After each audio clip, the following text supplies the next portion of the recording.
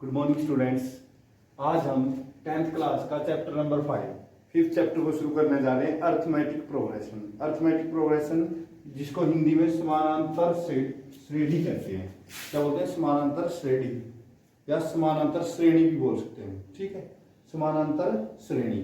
समानांतर श्रेणी का मीनिंग पढ़ने से पहले हम प्रोग्रेशन यानी कि श्रेणी का मीनिंग पढ़ते हैं। प्रोग्रेशन क्या होती है? हमारी जो श्रेणी होती है वो होती क्या है? जैसे मैंने यहाँ पे ध्यान से देखो, नंबर लिखे हैं 1 2 3 4 5 6 7 8 up to एंड सो। जैसे 4 5 6 2 4 6 7 6 8, ये भी एक, ये सारी जो आगे तक बढ़ती जाए, जिसका लास्ट तक कोई अनंत ना हो, उसको श्रेणी बोलते हैं। क्या बोलते हैं? श्रेणी या प्रोग्रेशन, जो आगे तक हमेशा बढ़ती जाए। ठीक है, और उन प्रोग्रेशंस के अंदर कुछ स्पेशल टाइप की प्रोग्रेशन ऐसी होती है जिनके अंदर हम ईच टर्म को फाइंड कर सकते हैं, हर एक नंबर को निकाल सकते हैं। जैसे मान लो इसकी बात करूं, 2 4 6 8 10 के बाद आप गैस कर सकते हो ना क्या नंबर आएगा। 2 के बाद 4, 4 के बाद 6, 6 के बाद 8, 8 के बाद 10, 10 के बाद 12, 12 के बाद 14। इन नंबर्स को हम गैस कर सकते हैं कि नेक्स्ट नंबर क्या है। देखो, जो कंटिन्यूसली नंबर चलते जाएंगे वो तो क्या है? प्रोग्रेशन है, हमारी श्रेणी है।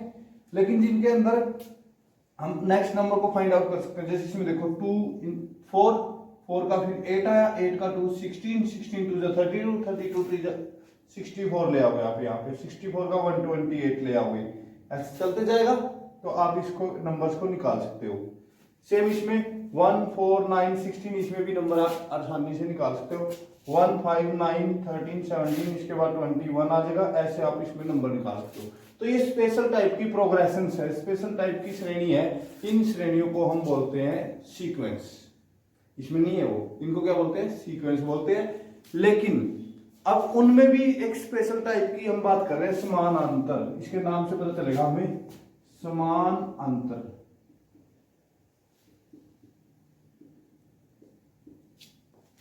अर्थमेटिक प्रोग्रेशन, समानांतर श्रेणी इसको हिंदी में बोलते हैं। इसके नाम से पता चलेगा समानांतर। यानी कि जो प्रोग्रेशन हम पढ़ रहे हैं, जो श्रेणी हम पढ़ रहे हैं, उसके बीच में हर एक टर्म के बीच का जो डिफरेंस है समानांतर होना चाहिए, समान होना चाहिए। जैसे देखो, इन दोनों के बीच का डिफरेंस कितना है? 1। इन दोनों के बीच में भी 1 का डिफरेंस है, इन दोनों के बीच में भी 1 का डिफरेंस है। तो ये क्या है? ये समानांतर श्रेणी है। इसमें देखो 2 और 4 के बीच में 2 का डिफरेंस है, 4 और 6, 6 में से 4 गया 2, 8 और 6 के बीच में भी 2 का है, इनके बीच में भी 2 का डिफरेंस है। ये भी क्या है? समानांतर श्रेणी है। यहाँ पे देखो, इनके बीच में 2 है और इनके बीच में 4, फिर अगले के बीच में 8। ये समानांतर नहीं है, ये प्रोग्रेशन है लेकिन समानांतर नहीं है। इनके बीच में अंतर समान नहीं है, डिफरेंस हो गया इनके अंदर।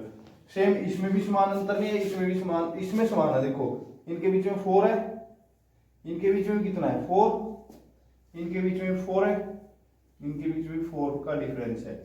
तो ये अगर सब में डिफरेंस सेम हो, अगर सब में जो बीच का डिफरेंस है, जो कॉमन डिफरेंस हम इसको बोलेंगे, अगर ये सेम है तो इसको बोलते हैं समानांतर श्रेणी, यानी कि अर्थमेटिक प्रोग्रेशन। अब जो हमारा चैप्टर है उसका मीनिंग समझो। कोई भी प्रोग्रेशन मीन्स नंबर आगे तक बढ़ते जाए, उसको अर्थमेटिक प्रोग्रेशन या समानांतर श्रेणी तब बोलेंगे जब उनकी हर एक टर्म का ईच रेगुलर 2 टर्म्स का डिफरेंस इक्वल हो। जैसे हमने यहां पे लिखा भी है, मैं कोई और लिखता हूं।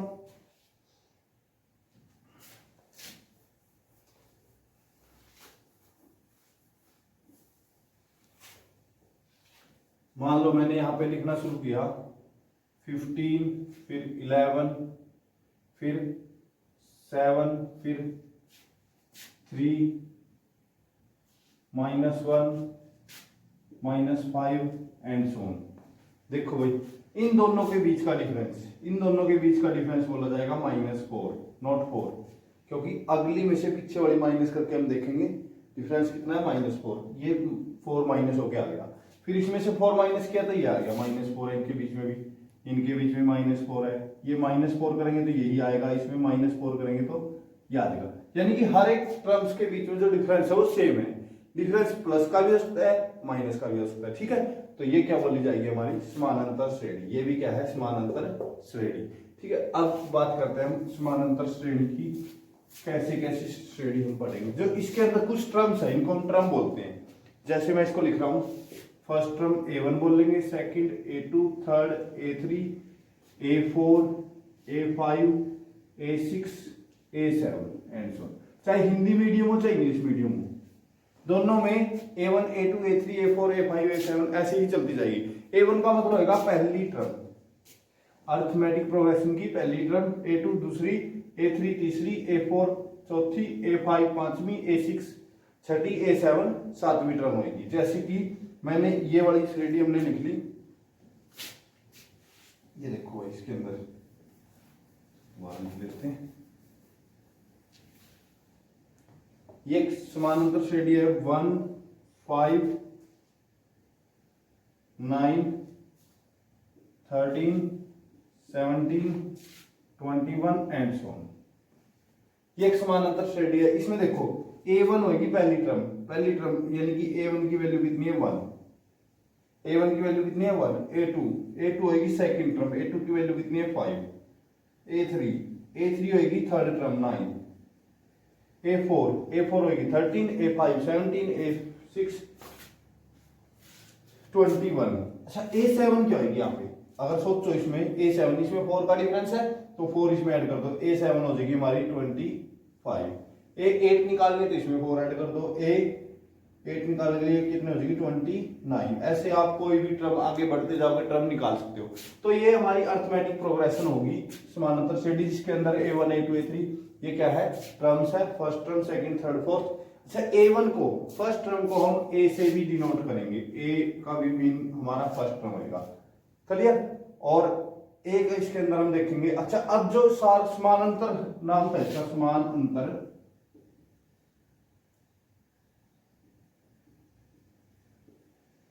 तो इसका भी कुछ ना कुछ यूज होगा।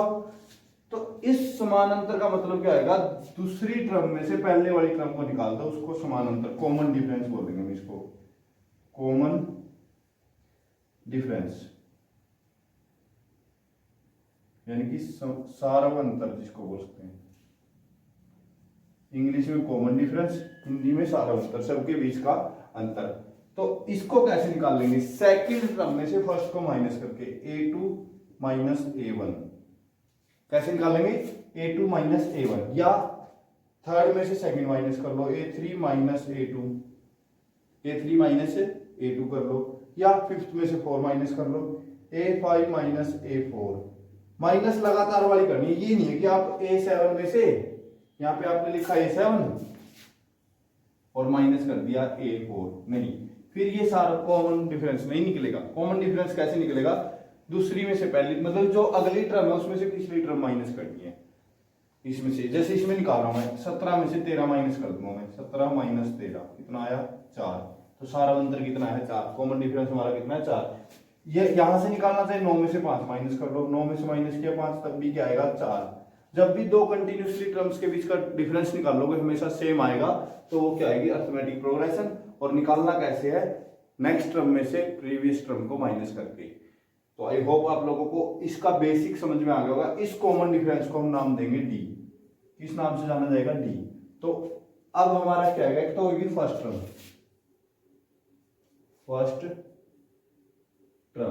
फर्स्ट टर्म हमेशा हम ए से डिनोट करेंगे, A1 भी होता है लेकिन ए से हम नोट करेंगे फर्स्ट टर्म को। और एक होएगा कॉमन डिफरेंस,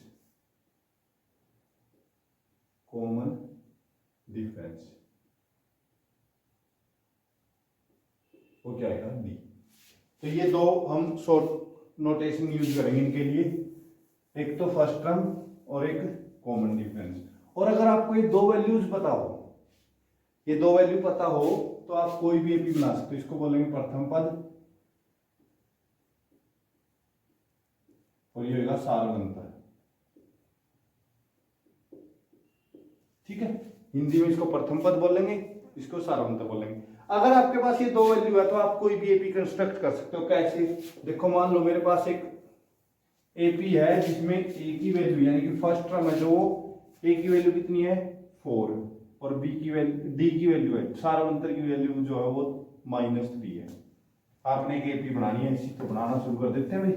फर्स्ट टर्म को लिखो 4, उसमें ऐड कर दो कॉमन डिफरेंस, -3 ऐड किया तो 1 आ गया, फिर -3 करोगे तो -2 आ जाएगा, फिर -3 करोगे -5 आ जाएगा, फिर -3 करोगे तो -8 आ जाएगा, फिर -3 करोगे -11, ऐसे चलती जाएगी। तो ये एपी बन गई। देखो अगर आपके पास ये दो नंबर है तो आपको एपी बनाने में कोई भी परेशानी नहीं होगी किसी भी प्रकार की।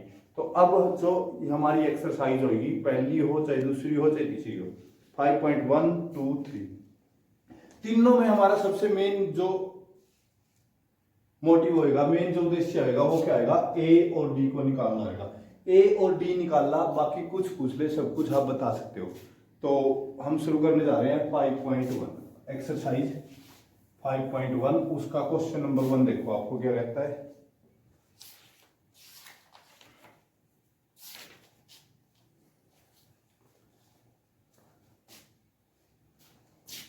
क्वेश्चन नंबर 1 का first part, the taxi fare after each kilometer, the fare of 15 for the first kilometer is 8 rupees for each additional kilometer। अगर हिंदी में हम पढ़े इसको कि एक टैक्सी है, एक ऑटो है जिसको हम बोलते हैं, हिंदी में क्या बोलेंगे इसको, टैक्सी ही लिखा है। एक टैक्सी है जो प्रति किलोमीटर के हिसाब से किराया लेती है। जैसे मान लो हम 5 किलोमीटर गए तो हमें 5 किलोमीटर का ही किराया देना पड़ेगा। तो जो प्रति किलोमीटर का किराया है उसमें इसने बोल दिया कि पहले 1 किलोमीटर का तो किराया लगेगा 15 रुपए। तो हम लिखेंगे और फर्स्ट किलोमीटर, पहला जो किलोमीटर है उसका किराया कितना है, 15 रुपए।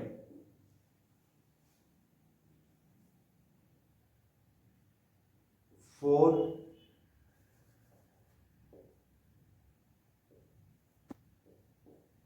Each kilometre, additional each kilometre का जो किराया है वो 8 रुपए पर किलोमीटर है। देखो अभी समझाता हूं इसका मीनिंग क्या हुआ कि एक टैक्सी है, जब हम उसमें बैठे तो अगर हम 1 किलोमीटर जाते हैं तो हमें 15 रुपए देने पड़ेंगे। प्रथम किलोमीटर का किराया,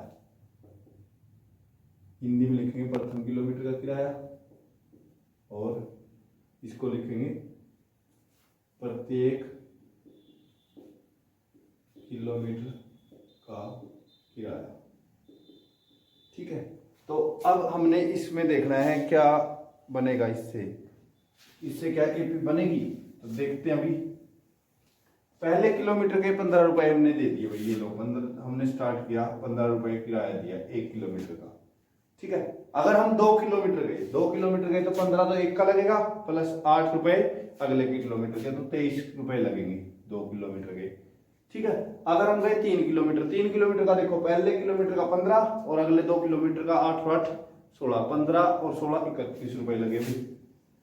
अगले किलोमीटर हम जाएंगे 8 रुपए और एक्स्ट्रा लगेंगे, तो कितना हो जाएगा 39। अगले किलोमीटर हम गए तो 8 और एक्स्ट्रा लगेंगे, तो दैट इज 47। बस ये एपी बनानी है हमने। देखो ये एपी है, इन दोनों के बीच में भी 8 का अंतर है, इन दोनों के बीच में भी 8 का अंतर है, इन दोनों के बीच में भी 8 का ही अंतर है। तो यहाँ से ए की वैल्यू तो हमारी आ गई 15 और डी की वैल्यू कितनी आ गई 8। देखो दोबारा हमें बोला गया था एक टैक्सी में अगर हम सफर करते हैं तो 15 रुपए लगेंगे 1 किलोमीटर जाने के, और उससे आगे अगर हम जाएंगे तो 8 रुपए पर किलोमीटर लगेंगे। तो हमने उसके हिसाब से एक एपी बना दी। एपी बनाने के बाद उसका ए और डी निकालना था, हमने निकाल दी। सेम इसका सेकंड है, amount of air percent in the cylinder is of the pumping, remove 1/4 of the remaining air. तो ये क्वेश्चन क्या कहता है कि एक पंप के अंदर जो एयर है, सिलेंडर के अंदर जो एयर है उसको देखो कैसे रिप्रेजेंट करेंगे, फर्स्ट का सेकंड। कहता है एक सिलेंडर के अंदर जो जब भी एयर है तो उसका 1/4 रिमूव कर दिया जाता है एक बार पंप करने से। एक बार अगर हम उसको पुश करेंगे तो उसका 1/4, जैसे फुल सिलेंडर है तो उसको देख के बनाओ, तो हम लिखेंगे इसमें डायरेक्ट ही बनेगी। सेकंड में देखो कैसे बनेगी, पहले हमने लिया फुल सिलेंडर, एक फुल सिलेंडर है उसको पंप किया तो इसका 1/4 रिमूव हो गया, 1/4 रिमूव हुआ तो कितना बचा, एक में से माइनस हो गया 1/4, तो ये कितना बचा 3/4 बचा हमारा। तो सेकंड टाइम में इसमें कितनी बची 3/4। क्लियर। फिर जो गैस इसके अंदर बची है सिलेंडर के अंदर उसका फिर 1/4 माइनस कर दिया। इसका 1/4 बताओ। 3/4 में से माइनस करना है 3/4 का 1/4। ये हो गया 3/4 का 1/4। तो देखो 3/4 माइनस कर दिया हमने 3/16। तो 16 12 माइनस का 3 9/16 आ गया। अगला कितना है 9/16। नेक्स्ट इसका 1/4 हम माइनस करेंगे। इसका 1/4 कैसे माइनस करेंगे? देखो हमने क्या करना है, हर बार में इसका 1/4 माइनस करना है। तो 9/16 में से हमने क्या माइनस करना है 9/16 का 1/4 1/4 ऑफ 9/16। तो एक 64। तो यहां से 4 से मल्टीप्लाई, इसमें से 9 गया 27/64। नेक्स्ट आया 27/64। ऐसे ही चलता रहेगा हमारा लास्ट तक, जब तक वो बिल्कुल जीरो ना हो जाए। तो ये 1/4 करके रिमूव करके हमने ये बना दी। अब इसको चेक करना है एपी है कि नहीं। तो इन दोनों का डिफरेंस देख लो। 3/4 माइनस कर दिया 1। 3/4 में से 1 माइनस किया तो -1/4 आ गया। फिर सेकंड में करो 9/16 माइनस कर दिया 3/4। तो इसका 16 एलसीएम लिया तो 9 - 12। तो ये तो 3/16 आ गया, वो भी माइनस का। तो ये दोनों बराबर है, नहीं है ना बराबर? तो this is not AP. This is not an AP. ये एक एपी नहीं है, यह एक एपी नहीं है।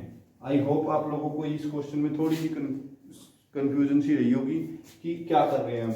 एक कंप्लीट सिलेंडर लेना और उसमें से हर बार 1/4 को माइनस कर देना। जैसे 1 का 1/4 कितना होता है 1/4 ही होगा, उसको माइनस कर दिया।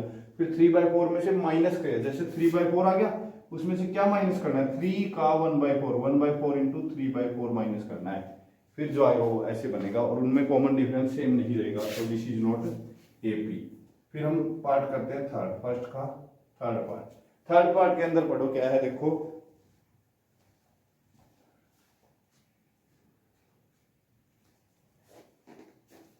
थर्ड पार्ट है जो cost of the digging every meter is. एक कुआं खोदना है और उसका खर्चा दिया है कि पर मीटर का कॉस्ट है जो 150 for the first meter and 50 rupees for each. ये तो फर्स्ट क्वेश्चन की तो 150 स्टार्टिंग का है, फिर हर एक में 50 रुपीज ऐड होता जाएगा। 150 फिर उसका 200 फिर आ जाएगा 250।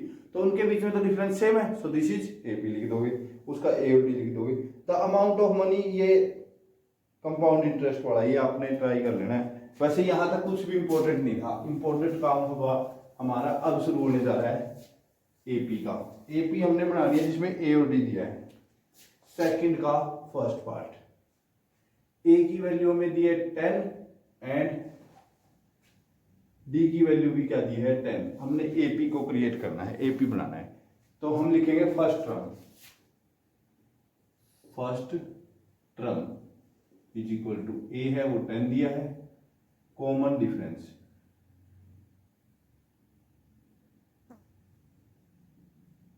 वो भी डी है वो कितना दिया है 10।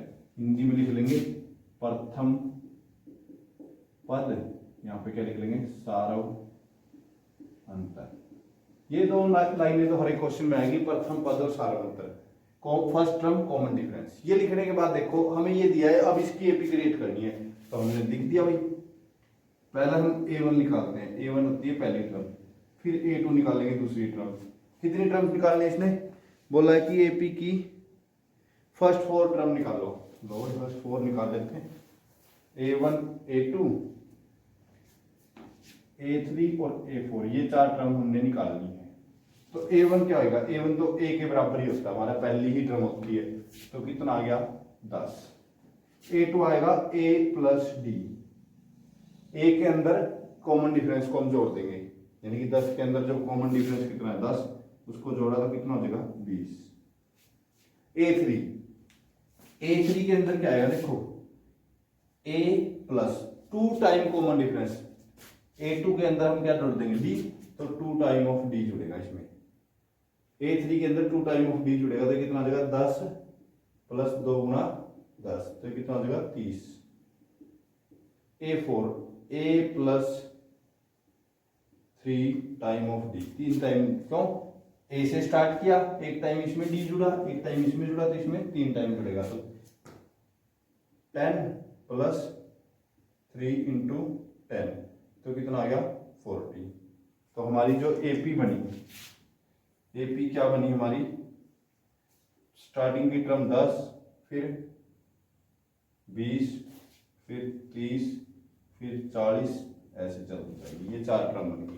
हमने क्या करना, हर एक के अंदर क्वेश्चन के अंदर क्या करना है, फर्स्ट टर्म दे रखी है, कॉमन डिफरेंस दे रखा है, एपी निकालनी है, एपी निकालने के वही हमने 4 टर्म निकालनी है, फर्स्ट सेकंड थर्ड। तो अब ध्यान दो, जो A1 होएगा हमारा वो तो A के इक्वल होएगा, जो A2 होएगा वो A प्लस D होएगा, जो A3 होएगा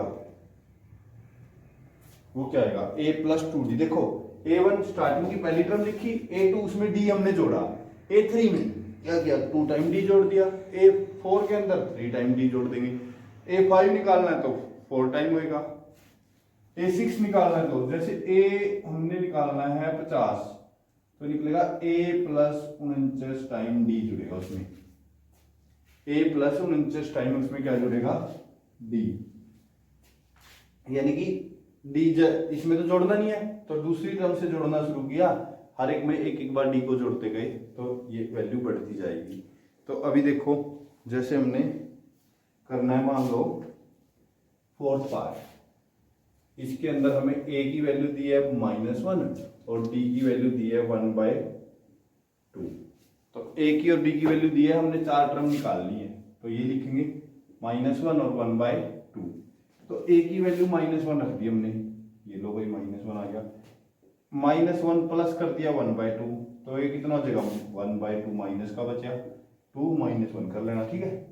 यहां से इसको निकालने के लिए -1 प्लस 2 इंटू 1/2, डी को जोड़ना हमने तो 2 से 2 कैंसिल, 1 प्लस 1 0 आ गया। तो यहाँ पे देखो -1 प्लस 3 इंटू 1/2 तो 3/2, तो ये बच जाएगा हमारा 1/2, माइनस कर दिया इसमें से 1। तो ये एपी जो हमारी बनी वो क्या बनी, अब की बार -1 से हमने शुरू किया था, फिर -1/2 आया, फिर 0, फिर 1/2, फिर एंड सो ऑन, ऐसे ही चलती जाएगी एपी। तो ये एपी बन गई। कोई भी एपी के 4 टर्म यही बनेंगे, A1, A2, A3, A4, बस इनका फार्मूला आपने याद रखना। ये देखो ये बना दी एपी हमने। सेम नेक्स्ट पार्ट है इसका,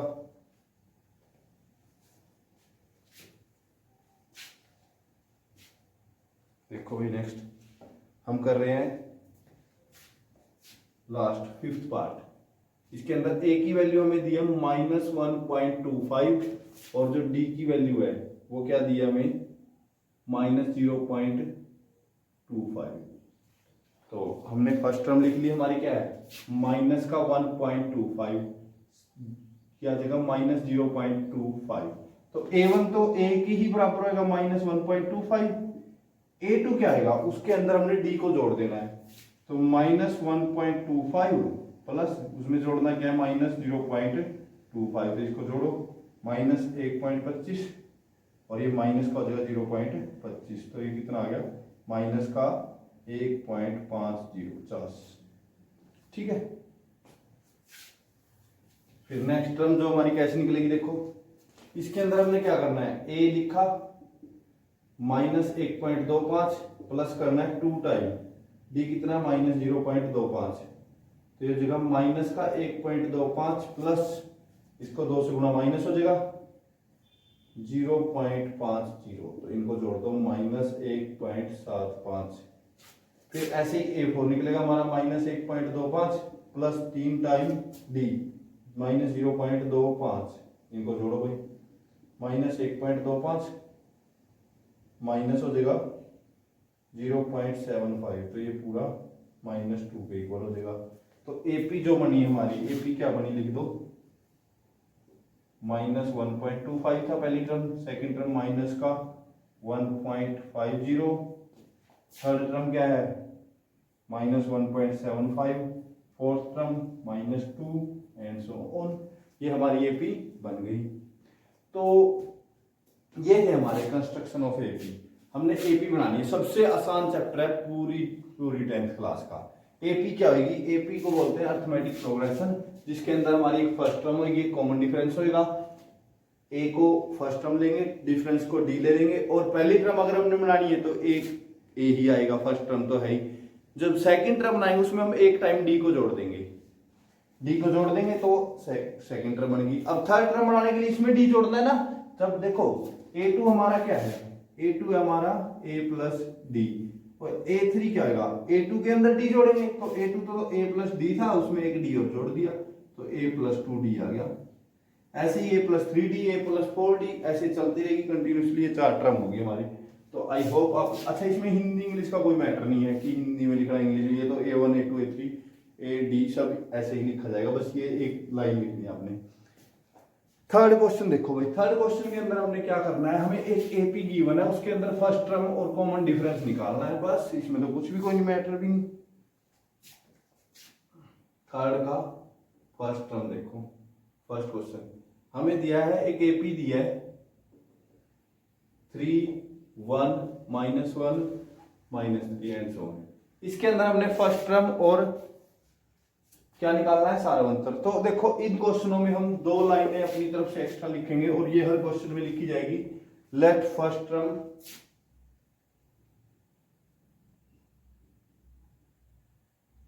is equal to A and common difference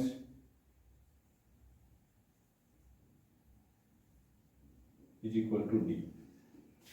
माना प्रथम पद सारव अंत क्या मान लिया हमने? डी। बस ये लिखनी है 2 लाइनें। इसके बाद हमने क्या करना है? एपी के अंदर फर्स्ट टर्म निकालनी है, तो फर्स्ट टर्म तो ए ही होगी। ए की वैल्यू कितनी आ गई? 3, और डी होता है a2 minus a1। Second term में से फर्स्ट को माइनस करना है। सेकंड टर्म क्या है? 1, माइनस कर दो, फर्स्ट टर्म क्या है? 3, तो 1 में से 3 को माइनस किया तो माइनस का 2 आ गया, तो डी की वैल्यू 2, तो ए की वैल्यू 3 आई एंड डी की वैल्यू क्या आ गई? -2। तो ये कोई मुश्किल सी बात नहीं थी। देखो दोबारा देखो एक बार क्वेश्चन को। हमें क्या था? एक एपी दी है जिसके अंदर फर्स्ट टर्म और कॉमन डिफरेंस हमने निकालना है, फर्स्ट टर्म और कॉमन डिफरेंस। तो हमने फर्स्ट टर्म को ए मान लिया, कॉमन डिफरेंस को डी मान लिया, तो ए डी क्या आएगा? a2 माइनस, दूसरी टर्म में से पहले को माइनस कर दिया। कोई और एपी ले लेते हैं। देखो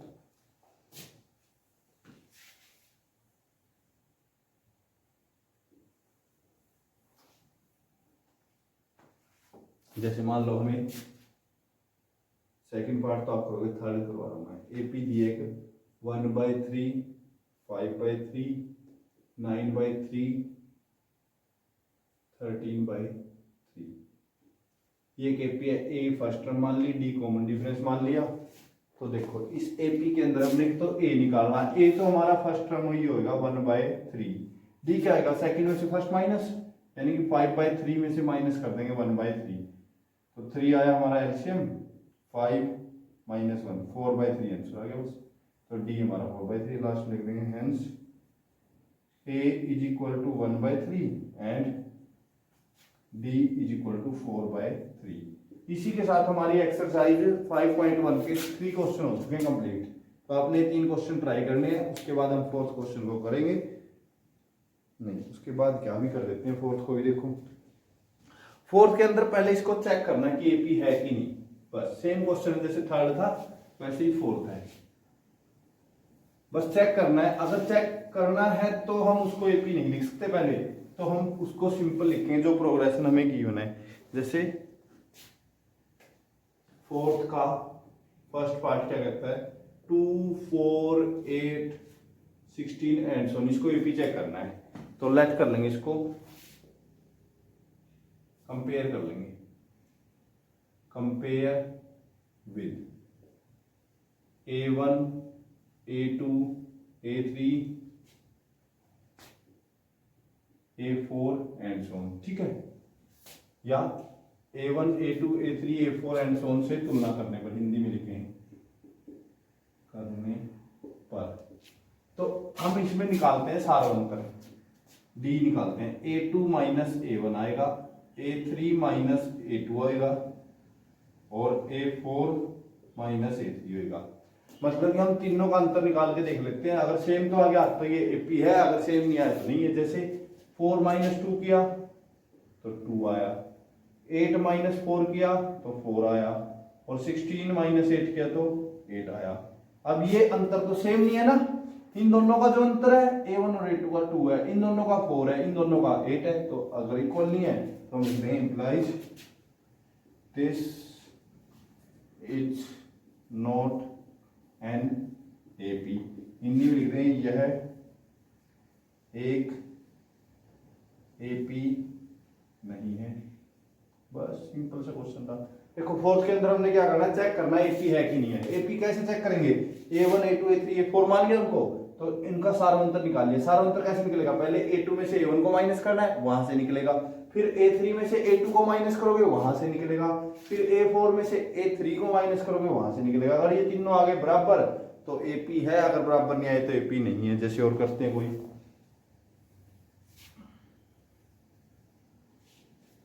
मैं कर रहा हूं थर्ड पार्ट।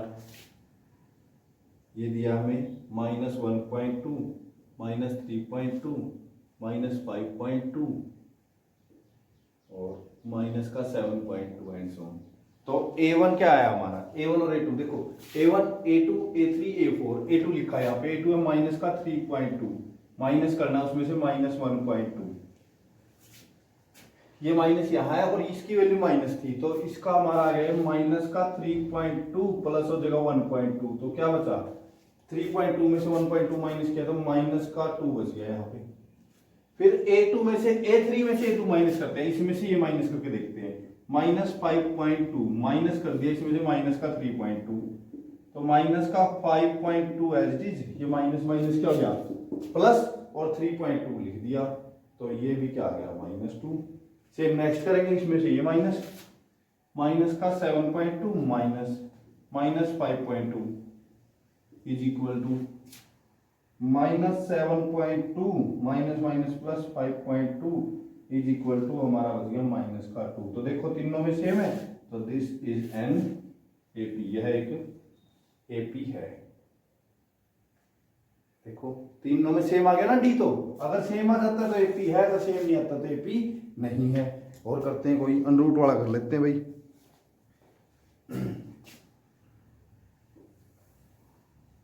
आपने इनको अच्छे तरीके से ट्राई करना है।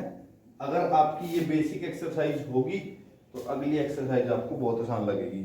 ये बेसिक है इस चैप्टर की एक्सरसाइज। जैसे मैंने इसके अंदर ले लिया क्वेश्चन नंबर 5th,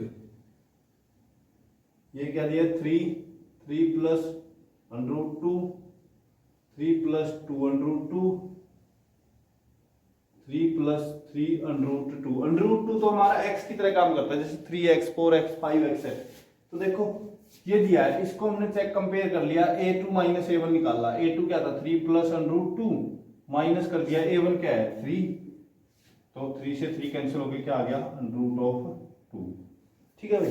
फिर सेकंड में से देखो 3 प्लस 2√2 था, उसमें से माइनस कर दिया, क्या 3 प्लस √2 माइनस कर दिया। तो देखो जब इसका ब्रैकेट हटाएंगे तो दोनों वैल्यू क्या हो जाएगी माइनस की, ये भी क्या माइनस, तो 3 से 3 कैंसिल। 2√2 में से 1√2 माइनस करना है। अब की बार हमने जैसे 2x में से 1x माइनस करते थे, 2√2 में से √2 माइनस किया तो अकेला √2 बच गया। नेक्स्ट करते हैं 3 प्लस 3√2 माइनस 3 प्लस 2√2, तो ये माइनस, यहां से जब ब्रैकेट खोलेंगे तो ये भी माइनस हो जाएगा, 3 से 3 कैंसिल। 3√2 में से 2√2 माइनस कर दिया, 3√2 थे, 3x में से 2x माइनस करते हैं जैसे, तो 3√2 माइनस 2√2 किया तो 1√2 बचा, यानी कि 1√2 बचा। तीनों में इक्वल है, implies this is an AP। यह एक अर्थमेटिक प्रोग्रेशन यानी कि समानांतर श्रेणी है। तो ये ऐसे क्वेश्चन, अगर हाँ ऐसा भी हो सकता है भाई सब में 0 0 भी आ सकता है। कभी सोचो 0 0 आ गया जी, तो क्या है 0 भी आ जाएगा, क्या प्रोग्रेस, कोई अंतर ना हो, सेम टर्म हो, जैसे 3 3 3 3 चल रहा हो, 4 4 4 चल रहा हो, 5 5 5 चल, तो सारा अंतर 0 भी हो सकता है। आपने इस बात का ध्यान रखना है। तो ये आपकी एक्सरसाइज हो चुकी है। इसके बाकी पार्ट्स आपने खुद ट्राई करने हैं। इसको थोड़ी मेहनत के साथ करो, बहुत आसान चैप्टर है, आपको इजी तब लगेगा अगली एक्सरसाइज जब आप इसको ध्यान से करोगे। तो आई होप आप लोगों को समझ में आ गया होगा। यहाँ से हम एक्सरसाइज